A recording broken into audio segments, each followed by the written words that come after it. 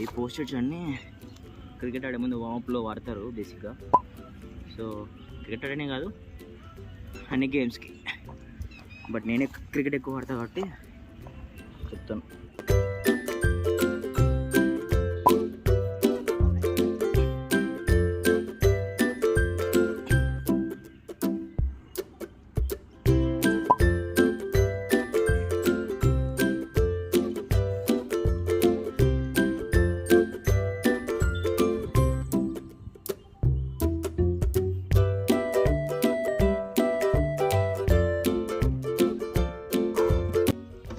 మీకు అందరూ తెలుసు, ఎప్పుడు చెప్పినట్టుగానే water is very very important.